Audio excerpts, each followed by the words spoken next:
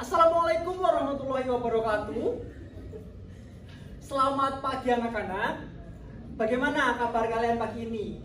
Ayo, udah pada sarapan belum? Udah? Sip, bagus. Nah, sebelum kita memulai pelajaran, silakan ketua kelas untuk memimpin berdoa terlebih dahulu. Ayo, silakan ketua kelasnya.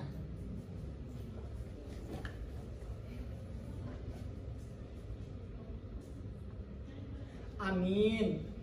Oke, sebelum kita memulai pelajaran, mari kita presensi dulu ya. Oke, dari Aska hadir. Terus kemudian Ferdi hadir. Garnisha hadir. Oke, baik, semuanya hadir ya. Oke, jadi pada minggu lalu kita telah mempelajari mengenai ragam hias Nusantara. Nah, ada yang masih ingat gak ragam hias Nusantara itu apa? Ayo. Ya, betul sekali. Ragam hias Nusantara yaitu bentuk atau pola yang berasal dari kebudayaan daerah-daerah tertentu. Oke, jadi pada kesempatan kali ini Pak Haris akan memaparkan materi mengenai kriya batik. Nah, jadi tujuan pembelajaran hari ini yaitu menjelaskan materi mengenai pengertian, terus kemudian ada sejarah, terus kemudian ada jenis-jenis batik, kemudian ada penerapan kriya batik, dan yang terakhir yaitu dinamika batik di Indonesia. Nah, kenapa sih kok Pak Haris di sini kok perlu banget gitu loh menjelaskan materi batik? Ayo. Jadi batik itu merupakan kekayaan Indonesia yang diakui UNESCO pada tahun, ayo ada yang tahu nggak tahun berapa? Ya, betul sekali, yaitu tahun 2009. Nah, oleh karena itu kita harus mengembangkan agar kebudayaan ini menjadi sebuah kekayaan di Indonesia yang tidak ada matinya. Oke, seperti itu. Jadi Pak Haris sudah menyiapkan sebuah media website di mana kalian perlu mengaksesnya, kemudian kalian perlu mengisi kuesioner berjumlah 14 kuesioner, kemudian kalian bisa mengakses materi kriya batik sesuai referensi gaya belajar kalian. Karena saya yakin di sini setiap siswa mempunyai preferensi gaya belajar yang berbeda-beda. Ada yang auditori, ada yang visual, dan juga ada yang kinestetik. Nah, kinestetik tuh biasanya cowok-cowok tuh. Ayo cowok-cowok aku. Ya. Nah, nanti Pak Haris akan memberikan link ini ke salah satu siswa, kemudian salah satu siswa menyebarkan ke grup kelas. Baik? Dapat dimengerti ya? Oke. Bapak kirim dulu ya ke salah satu. Oke, misalnya ya, ini melewati HP Bapak. Jadi setelah selesai mengisi, kalian tekan tombol submit. Nah, nanti media ini akan otomatis mengakomodasi kalian ke dalam bentuk materi sesuai gaya belajar kalian ya. Misalnya Bapak di sini mendapatkan gaya belajar auditori. Wah, Bapak mendapatkan gaya belajar auditori di sini. Jadi di situ kalian ikuti petunjuk aja. Ada suruh menyalakan suara di sini. Oke, kemudian tekan sebelah kanan. Oke. Jadi kalian belajar sendiri.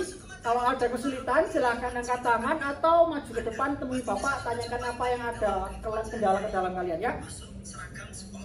Jadi kesimpulan pembelajaran pada hari ini bahwasanya batik merupakan sebuah karya seni yang menggunakan media kain dan menggunakan malam sebagai perintang warna. Nah, beda dengan tekstil bermotif batik.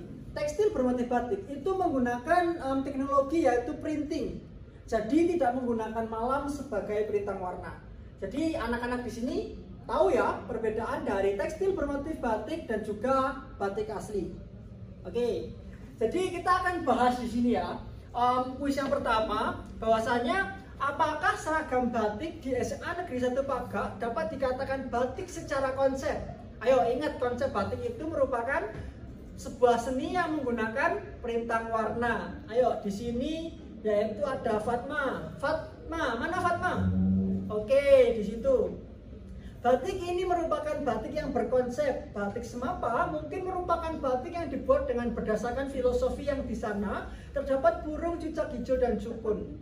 Nah, Di sini masih kurang tepat ya. Terus kemudian kita baca lagi yang lain, yaitu ada antin. Jika dilihat dari batik kelas 10, menurut saya ada konsepnya. Ini kurang lebih sama dengan jawaban Fatma.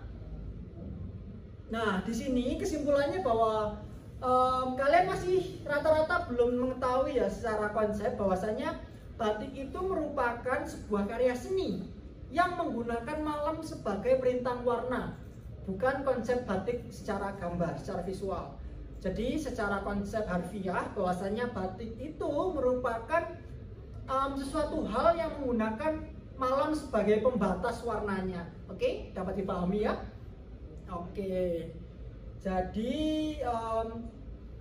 kurang lebih itu yang dapat Bapak sampaikan pada hari ini.